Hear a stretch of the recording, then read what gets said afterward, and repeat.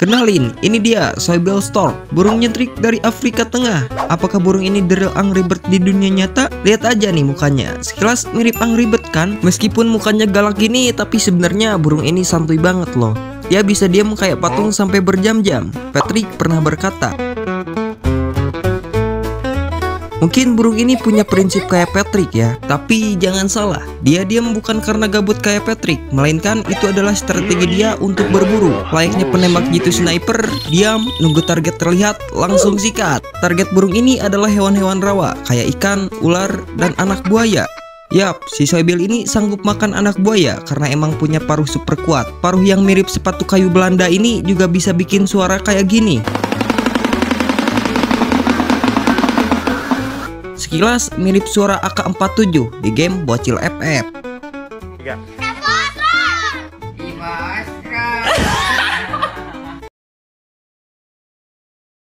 5 sapi yang sering banget dipakai buat kurban di Indonesia. Yang pertama ada sapi Bali. Sesuai namanya, sapi ini asli Bali. Warnanya coklat kemerahan. Ada garis hitam di punggungnya. Badannya nggak terlalu gede tapi tahan banting. Harganya juga ramah di kantong. Cocok banget buat kurban merakyat. Di posisi kedua ada sapi PO atau biasa disebut sapi peranakan Ongol. Sapi ini campuran India sama lokal Indo. Warnanya putih keabu-abuan, punya punuk gede dan tahan panas. Populer banget di Jawa Tengah, Jawa Timur sampai NTB. Di posisi ketiga ada sapi Madura. Ini si kecil cabai rawit, warnanya merah bata, ukurannya imut dibanding yang lain, tapi gampang banget dipelihara dan sifatnya juga kalem. Bisa jadi dia sapi paling jinak di daftar ini. Di posisi keempat ada sapi simental dari Swiss, warna merah putih atau hitam putih, badannya segede truk. Selamat siang Dewangga. Nggak tahu, males pengen beli truk.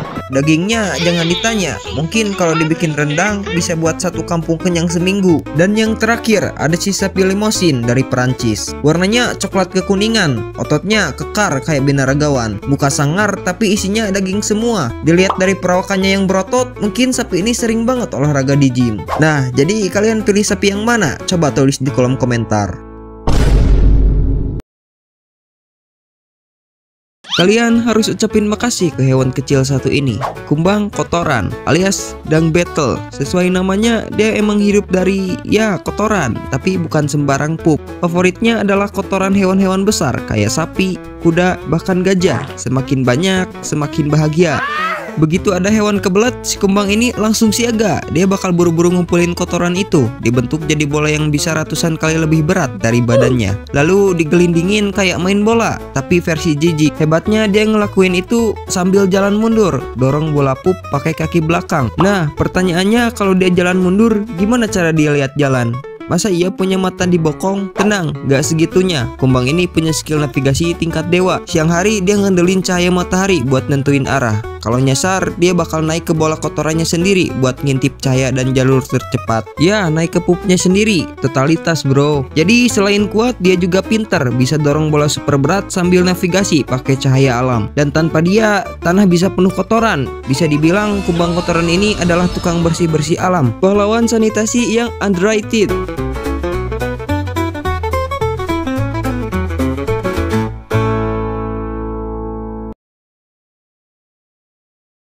Gemuk, cerdas, dan doyan rebahan. Kenalin, ini dia marmut Himalaya. Hewan pengerat besar yang tinggal di pegunungan super tinggi.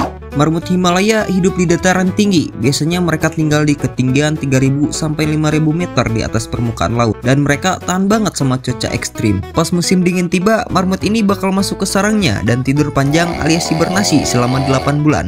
Kayak hewan yang udah logout dari dunia. Selama tidur itu, suhu tubuh dan detak jantung mereka turun drastis buat menghemat energi. Mereka juga punya suara khas yang unik banget. Kalau ada bahaya, misalnya elang atau rubah, satu marmut akan bersiul keras seperti peluit wasit sepak bola untuk memberi sinyal ke seluruh koloninya.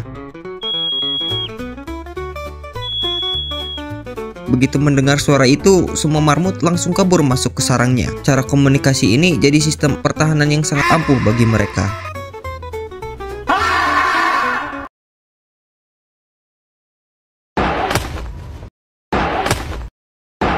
Apa kalian melihatnya? Mungkin hanya terlihat seperti hewan kebingungan dan bayangan yang cepat banget. Yap, ini dia burung falcon peregrine, hewan tercepat di dunia. Serius, elang ini adalah hewan tercepat saat ini. Dia bakal mencapai kecepatan maksimal pas ngelakuin teknik stoop. Itu adalah teknik saat burung falcon menyerang mangsanya. Dia bakal ngeluk mangsanya terus terbang tinggi ke langit, lihat arah angin dan cari momentum. Kalau momentum udah mantap, dia bakal ngelipat sayapnya rapat-rapat dengan tubuhnya. Terus nuki kayak nyelam di langit. Pas dia nuki gitu, dia bakal mencapai kecepatan sampai 320 km per jam. Bahkan ada yang mencatat sampai 389 km per jam. Itu kecepatan yang setara sama mobil F1. Karena top speed F1 aja sekitar 358 km per jam. Dengan kecepatan itu, mangsanya sampai gak tahu siapa yang nyerang dan dari mana arahnya. Si falcon ini termasuk hewan gaul juga. Dia hidup di semua benua kecuali Antartika. Dia memilih tinggal di tempat-tempat tinggi kayak tebing, pohon tinggi. Bahkan kalau di kota, dia suka nongkrong di gedung-gedung pencakar langit. Jadi apa motor kalian bisa secepat elang falcon peregrine ini?